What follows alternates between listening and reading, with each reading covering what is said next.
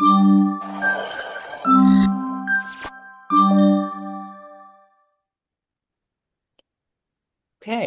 Um, we have a critical mass who have joined us, so I want to welcome you all to our brief session on the um, about the Climate Data Collaborative and the work that Liv Watson and Catherine Atkin have been doing and what they saw at COP30 in Belém. We're so lucky to have them, and Anna Kwok, who's our longtime board member here.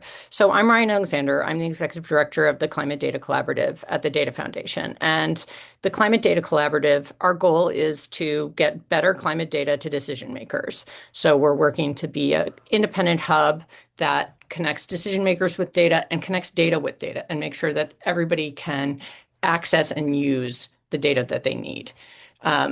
It's a incredibly it's a target-rich environment. We have a lot of work to do. So we're really excited that we've been able to bring on some great senior fellows to work with us. Catherine Atkin is the co-chair of Stanford's Codex Climate Data Policy Institute. I never get initiative things, that are acronyms right, so apologies for my stuttering. And Liv Watson is an expert in governance and accounting standards and transparency, and one of the co-founders of XBRL. She is also a longtime kind of supporter and friend of the Data Foundation, has worked on many things with us. And Anna Kwok is the vice president for professional services at Workiva, and she's going to help provide a little real world reaction to what we're hearing. So with all of those introductions, and you can see the graphic of what we're trying to do, which is helpful. And there are links in the chat. Submit your questions in the chat, and we'll try to make sure they get answered. But as a starting point, let's just get going. So Catherine, I'll throw it to you. How big was the climate data conversation at COP30 and what did you guys learn? Well, Ryan, thanks so much for inviting me to be part of this conversation today. And also just want to shout out to the Data Foundation. Both Liv and I are connected as fellows and also working on the Global Digital Single Market Data Alliance, which I'm sure will get mentioned. But thank you, Ryan, for your leadership. The Climate Data Collaborative is playing such a critical role at a time when we know the kind of the water is roiling, right? Like nothing is, for sure. And so we really need strong institutions to make sure that we're continuing to make progress. And it's exciting to be part of this team. Liv and I were, very lucky to be able to go to Belém. It was one of those COPs where there was, again, so much at stake and so much, kind of a reordering of kind of the world as we know it when it comes to climate in terms of leadership. And I would have to say, and obviously I'm somewhat biased, so, but, the data conversation just continues to gain momentum. I think starting, I have not been one of these people that's been going to COPs forever, relatively new to that over the past 6 or 7 years. And really, data has steadily made its way to the front burner, primarily, as we know, because we cannot create new markets, unlock climate finance, support smart corporate and subnational and national behavior unless we know what the heck is happening. What are we impacting? Where are the opportunities?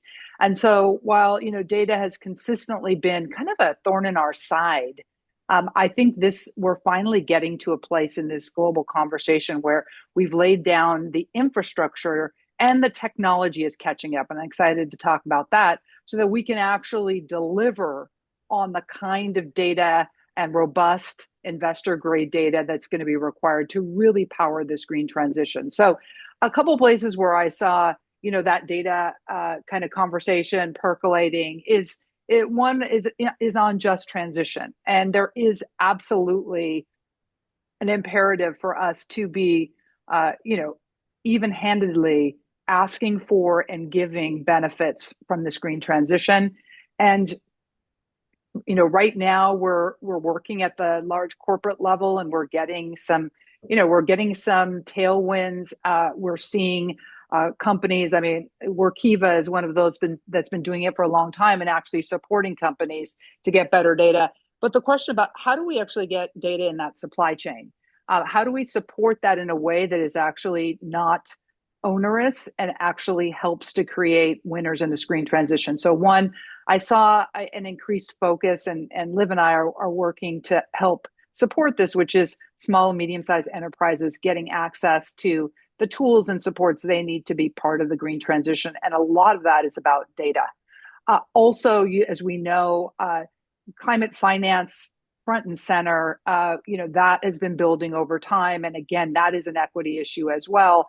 We did see coming in to COP30 this opportunity, for instance, with Article 6, to begin to rationalize the carbon markets, to go from kind of a voluntary world to a compliance world. And I think overall, as we're moving in from voluntary to compliance across a range of efforts, better data is obviously required when we have regulation and we're going to actually monetize the work we're doing, whether it's on GHG emissions or other data sources. And really, this big global conversation about carbon markets, for instance, requires a kind of data robustness that we haven't needed in the past in the voluntary markets, or we needed them, we didn't have them, and we're now trying to like catch up and clean house.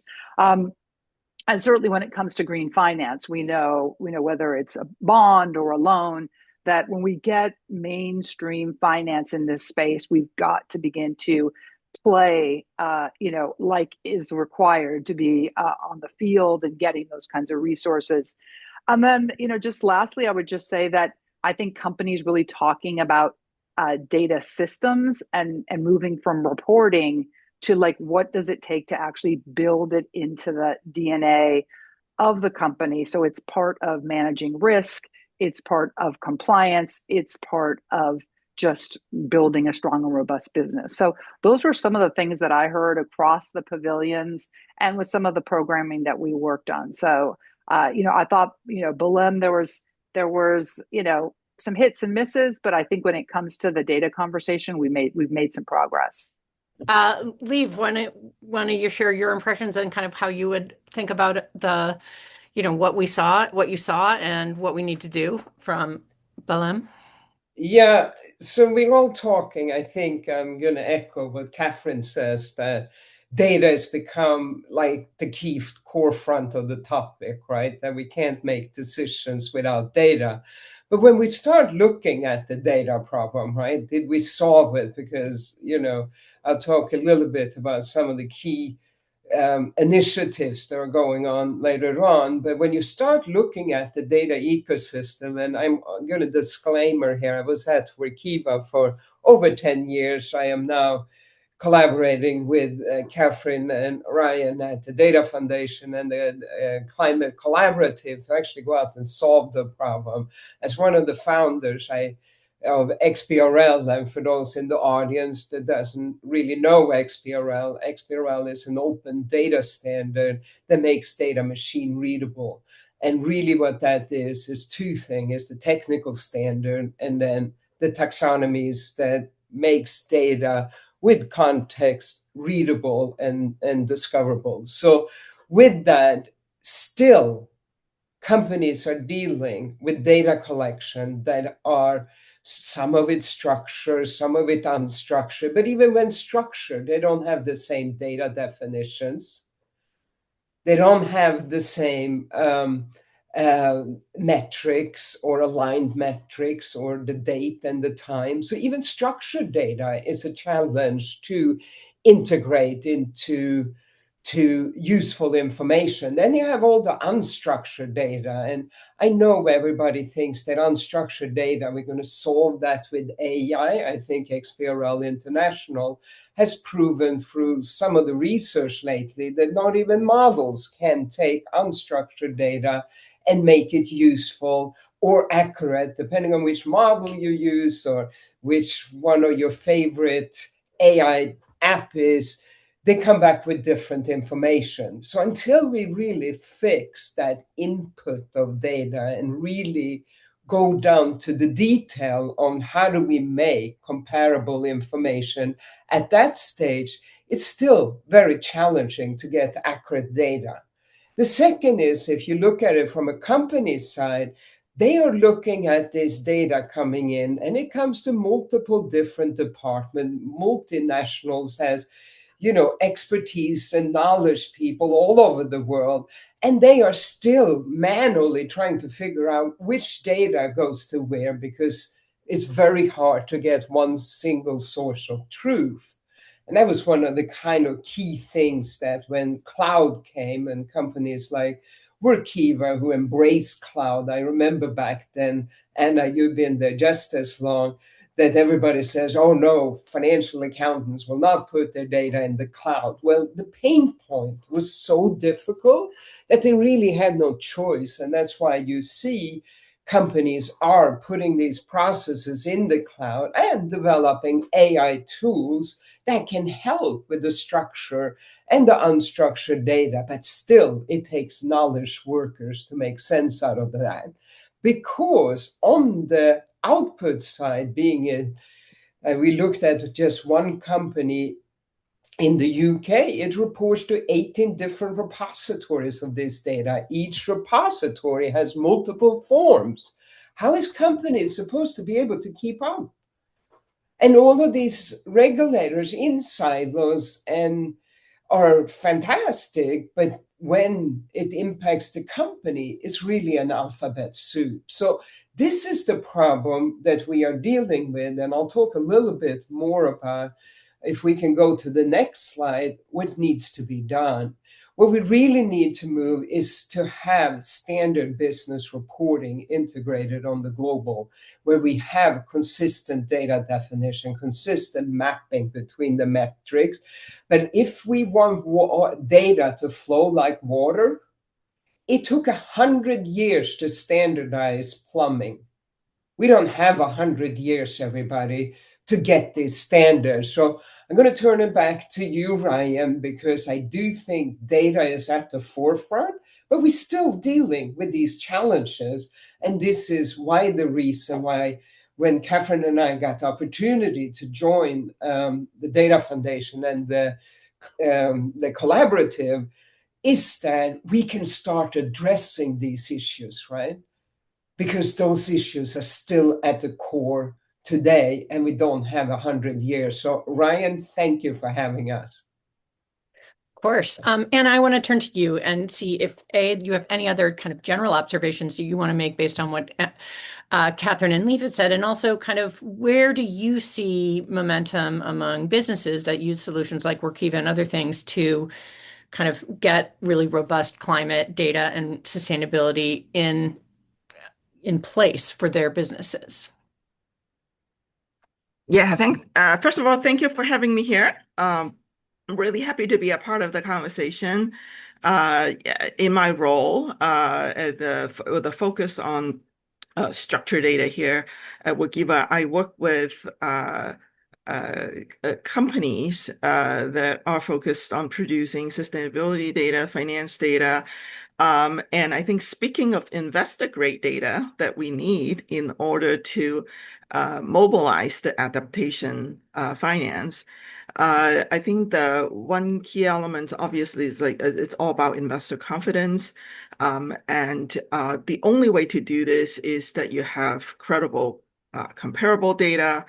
And I think what is really needed here is that we need to empower sustainability teams and finance team to collaborate so that they can produce one set of numbers that investor can really trust for risk modelings and capital allocation decisions. Efficient collection of data is always at the very forefront of the preparer's mind. I think burden is a big topic in the reporting world, and what we really need here is to if you think about just kind of how the data would ladder up, you really need to put the pre-built frameworks and regulatory templates to work to standardize how the data is actually collected, calculated, and then formatted for disclosures. There is just no other way, without leveraging technology. There's only so much you can do, manually before it takes your attention away from what really truly matters. And then I think, last but not least, the most important element to me is that, there's been so much effort that's been put into having, one common language for how we would actually measure success and progress, for example, rolling out the 59 indicators.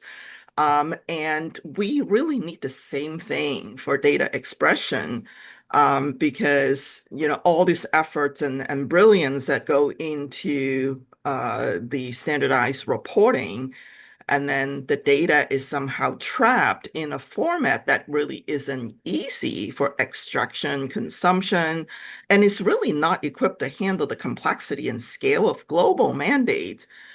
Just imagine, like kind of like you're moving from like one silo to another data silo, and that's really not helping the situation.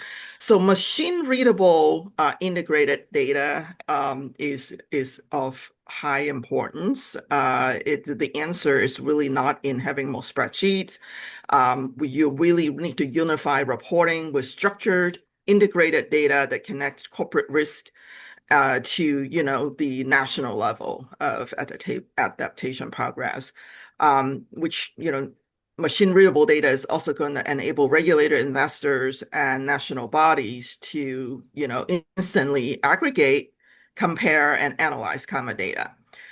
So I think from a solution provider standpoint, how do we quickly enable efficient, reliable collection of the data, management of the data, enabling teams to work together so that there's like one unified set of data that investors can trust, and then producing it in a format that is actually helpful for consumption.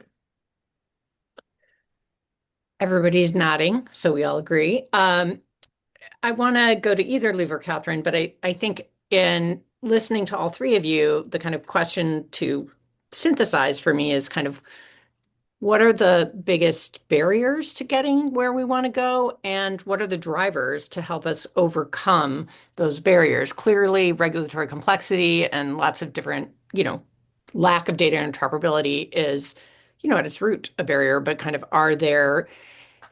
who needs to make this a bigger priority for there to be progress?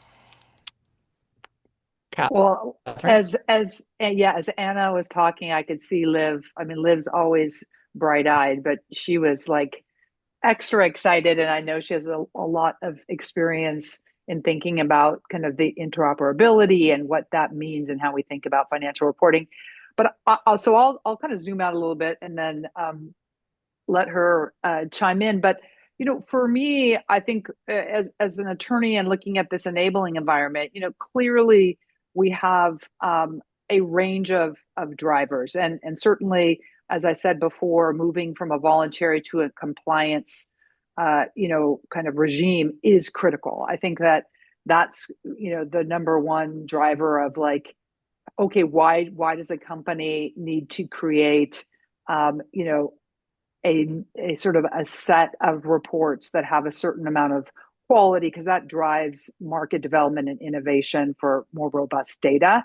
I would say that also coming from the enabling environment side, policy rarely gets everything right, and as we know, especially when you've got to kind of, if there's a bell curve when you're creating policy, even good policy, you're often shooting for the middle, right? Like, what can we ask from everybody, especially when you move to a compliance environment, that we can expect everybody to do?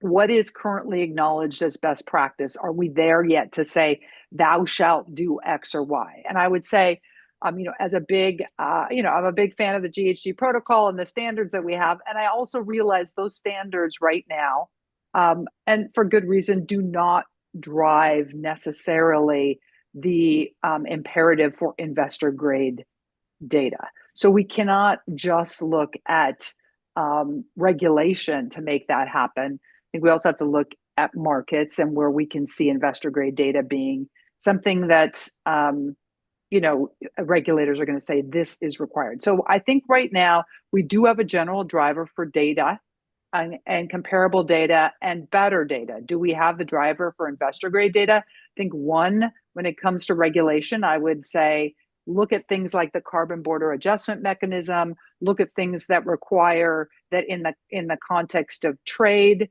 require a product carbon footprint or passport.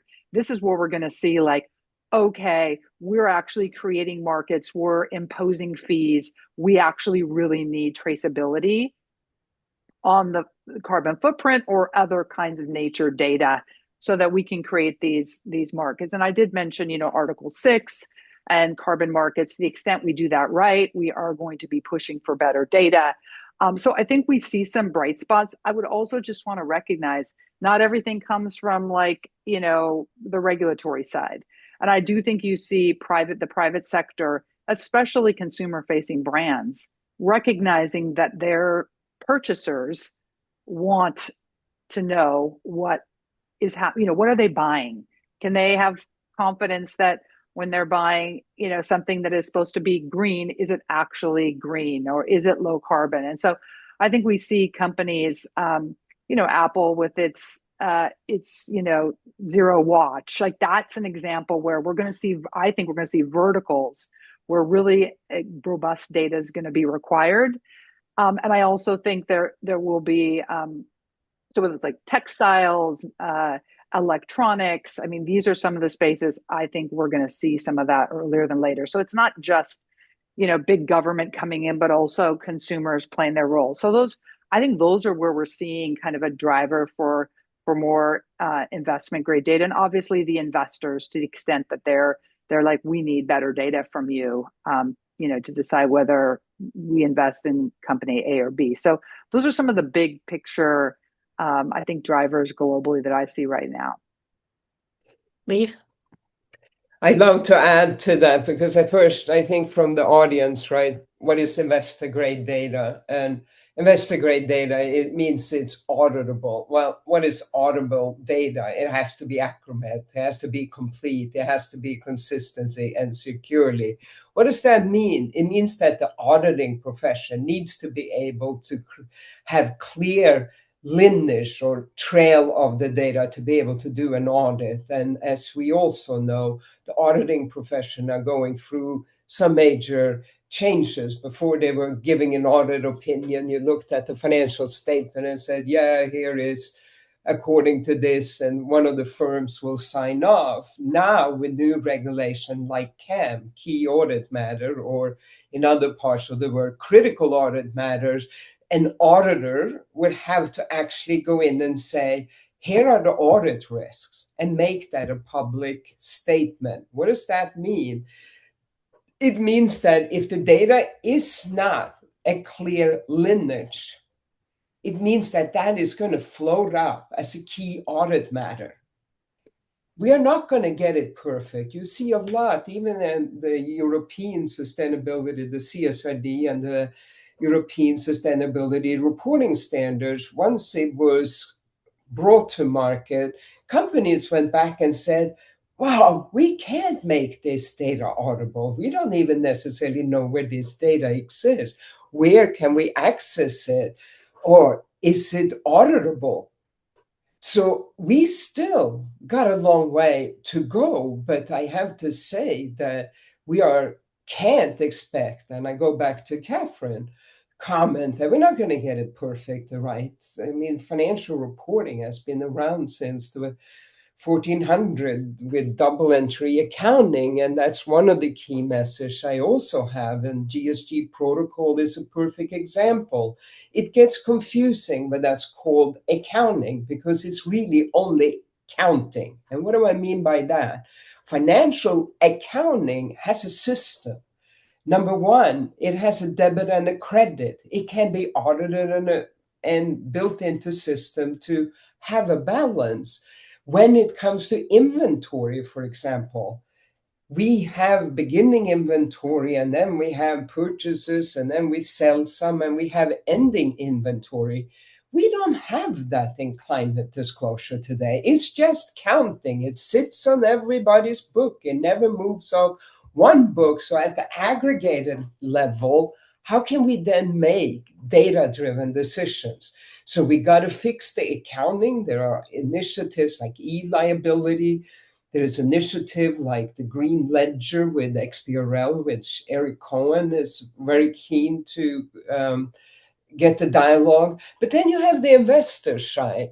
Now, how do we look at the data once we see the data? We need a statement similar to a cash flow statement that we understand how a company changed from this to next year. So we have the financial analyst community has to come together and say, this is how we need to look at the data companies. We need the accounting profession to come to say, how do we actually do accounting and stop counting?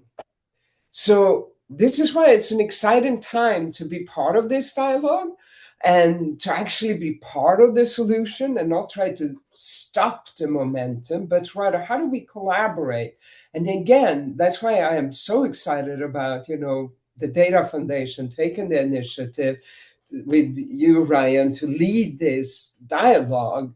How do we get better data under the collaborative, and how excited Catherine and I to be part of that and have this platform to help shape these challenges that are coming, are at our forefront, but also these are not problems that if we build consensus that we can help solve.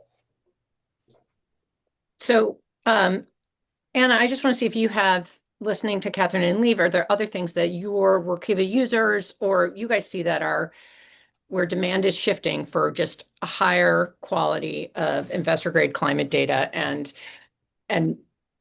how that differs from different types of larger and smaller companies or different multinationals in different countries or regions based on regulatory frameworks?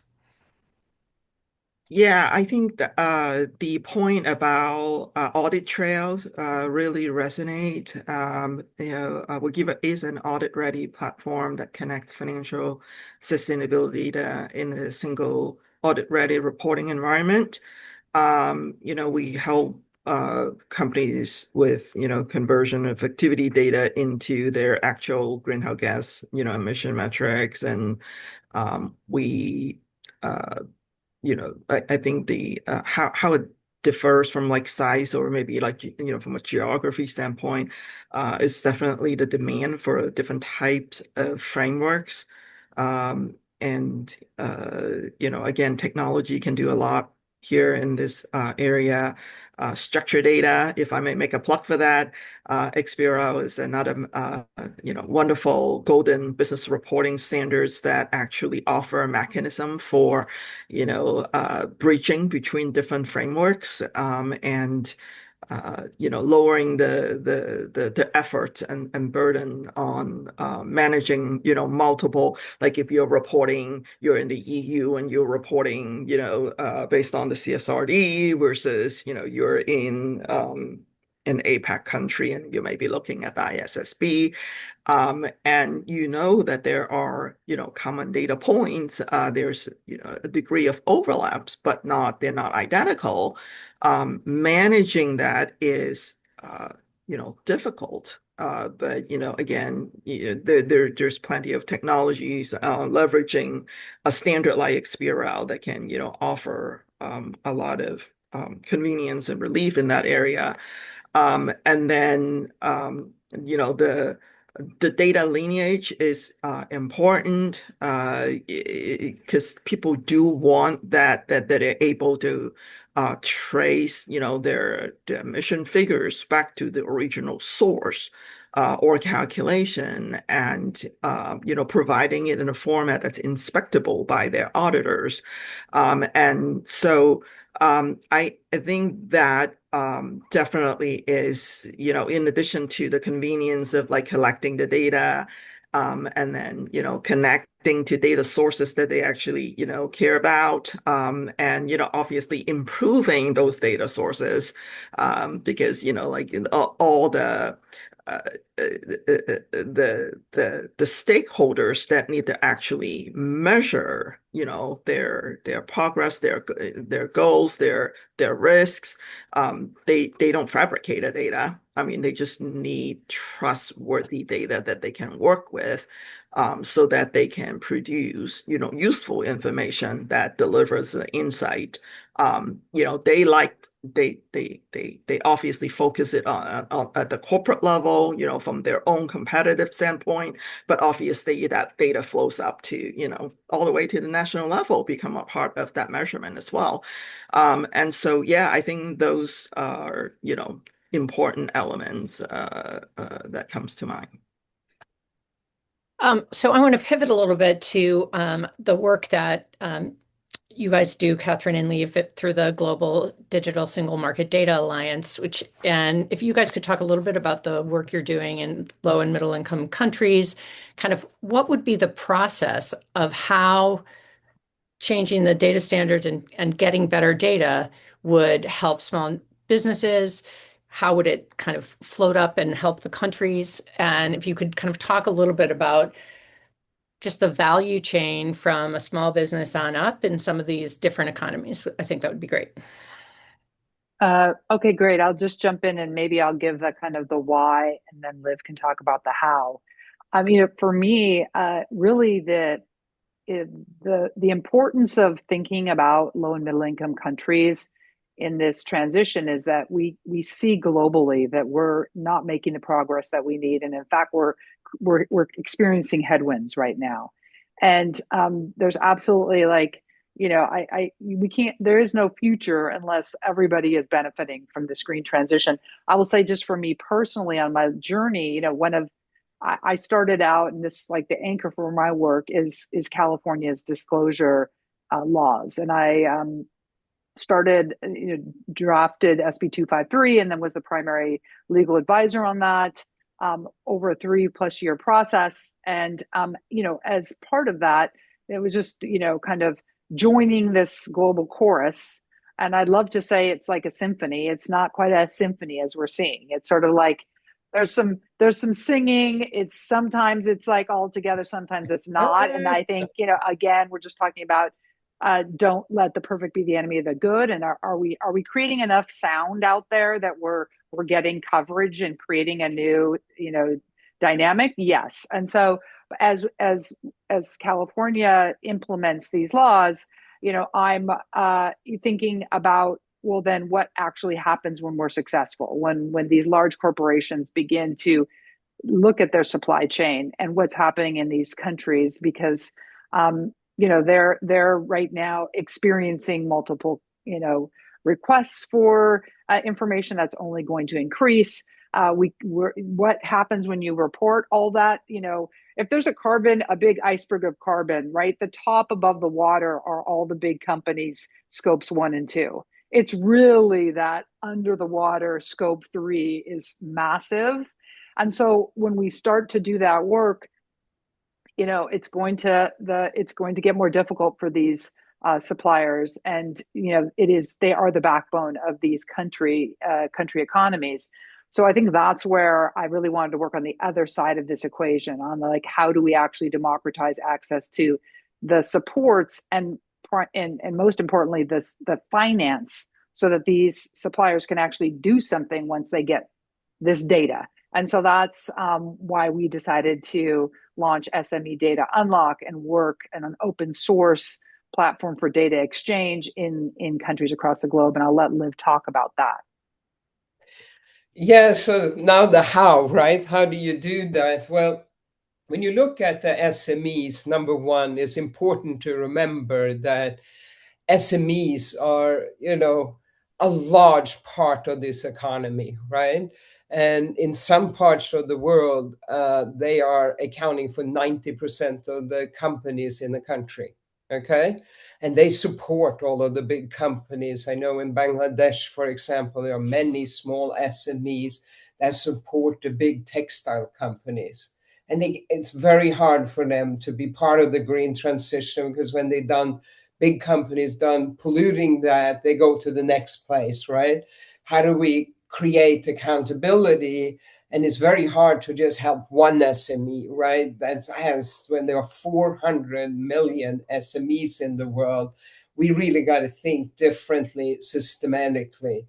Just when you think about the big company, and I give this as an example, I'm not going to name the company, but one company we looked like from a big company who was implementing the CSRD before it was the omnibus, kind of took an initiative to reduce that cost. But this is one of the largest companies and a technology company that has, multiple solutions around the world.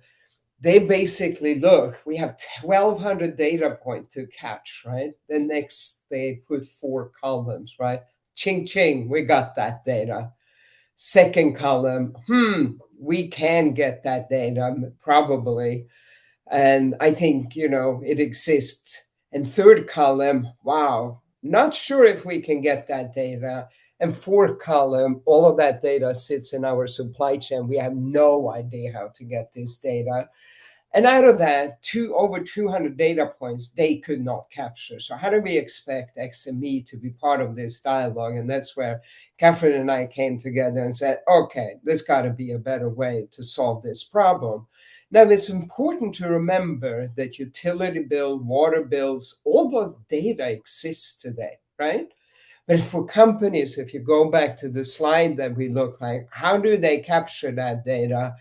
And how do they build in the knowledge to be able to get that data? Well, what if we have a self-selected platform that the utility companies, open API, standardized structured data, the water company, the environmental company, so the SME can just self-select, put that into a platform that then can link either to the solution provider, right, where they need to do a lot more than just carbon and climate, but the counting, Workiva being one. They can then go open this data, put it into a WDesk solution, or they can have calculations that are set globally, and they can say, give that to the lender. I want to apply for a loan. Let that data, because it's not just the data to create the product or solution, they got to keep monitoring that data over time to make sure that the risk associated, just how we disclose information to the public today.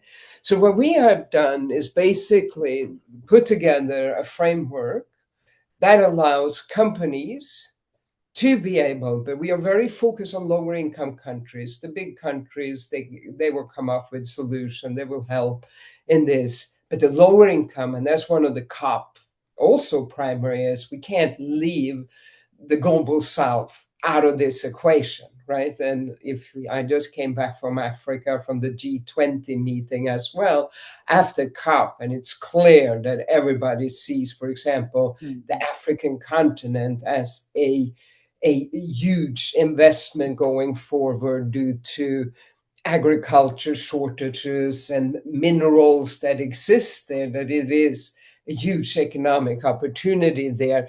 But the companies cannot have the skill set and support.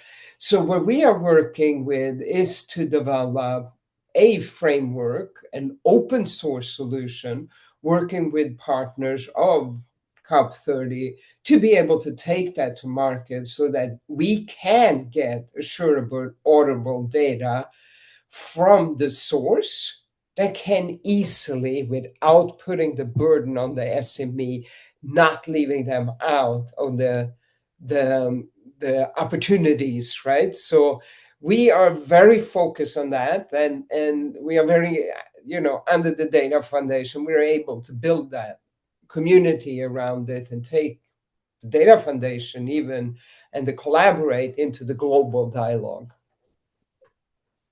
So we are coming close to time. Please, if you have questions, you can always follow up with us, but feel free to still put them in the chat. But I want to give everybody an opportunity to just have some closing thoughts. And I'll start with you, Anna, since to mix up the voices for a minute. Yes. Well, I think obviously This is a journey, not a single event. And technology plays a role. Whether this is for large companies or SME, there's a way to scale. There's a way for technology to help, and getting started and leveraging existing framework is important. And really, we believe in transparent reporting for a better world, and so we are a partner in this journey for sure. Great. Catherine? Yeah, I mean, first of all, I just want to say, like, I think you get from this that this isn't like, okay, there's some people sit back and others stand up and do the hard work. Like, this is a imperative that's going to require everybody to work together. And I think, Anna, I mean, as a solution provider, I think you've talked about the importance of technology. And I think anybody that doesn't think that there's tremendous opportunity to leverage technology. And we haven't said the word AI once today, which I don't know whether to pat ourselves on the back or slap ourselves. I'm not sure, but certainly, between blockchain and AI, we do have an opportunity to begin to unlock data, and obviously the infrastructure like XBRL. But I do want to say that this isn't only or primarily a technology problem, and this is a human problem, which is, can we come together and make decisions about how we're going to handle this challenge, and what role does cooperation play? How do we all come together and put the private sector in, around a table with the public sector, and civil society, and get some of these things figured out? I do think when you think about Belém, that was really, if anything, Belém was about, we can't just race ahead and put all the technocrats in a room and think we're going to just like turn this, this way and this way, and then it's all just going to happen.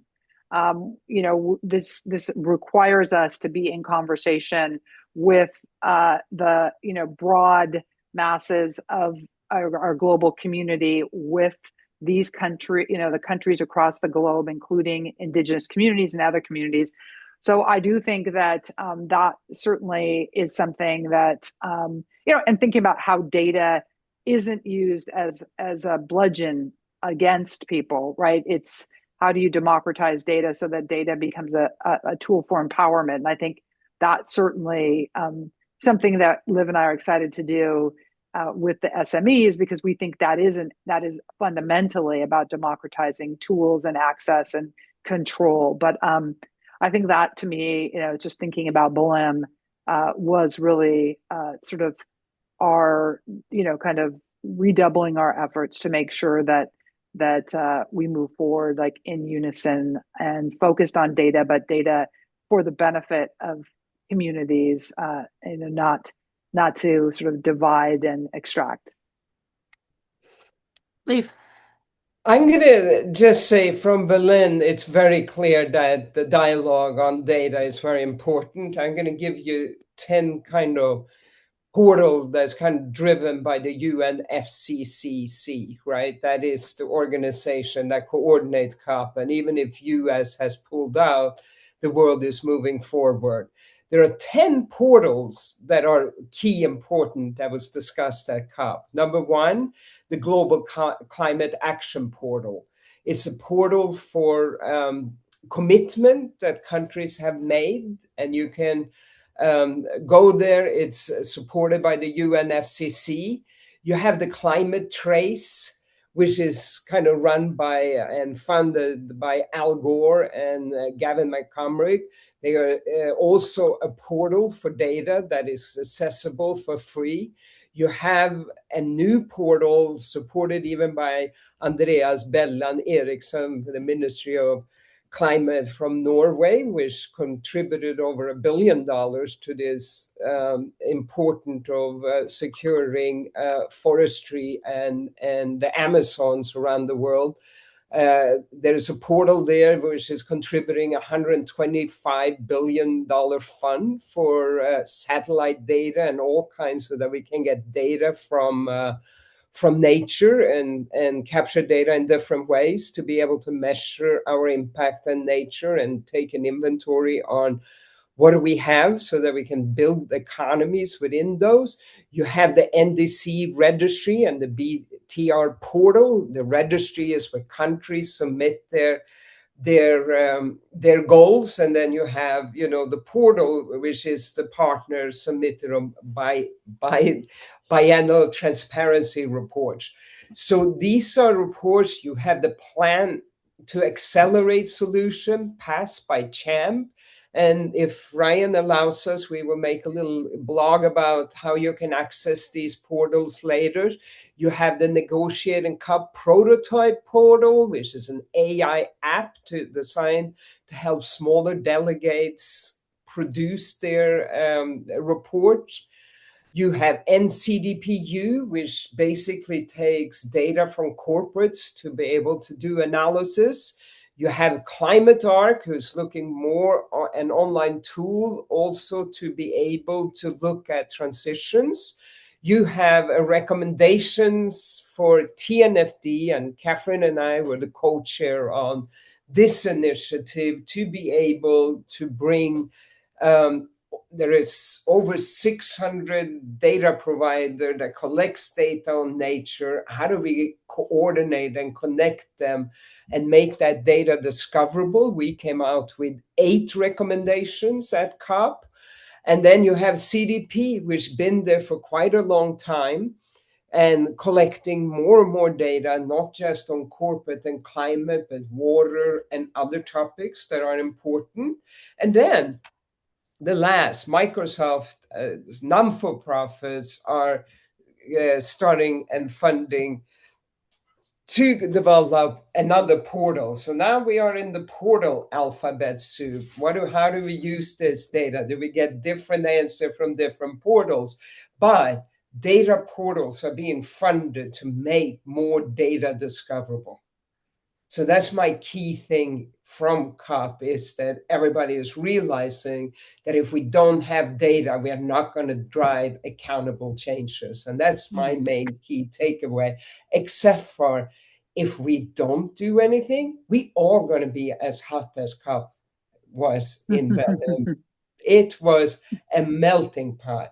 It is so hot.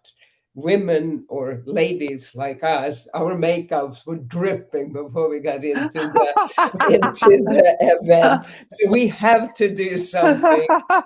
And thank you again, Ryan, for pulling this together for us, because I think that this key message is there.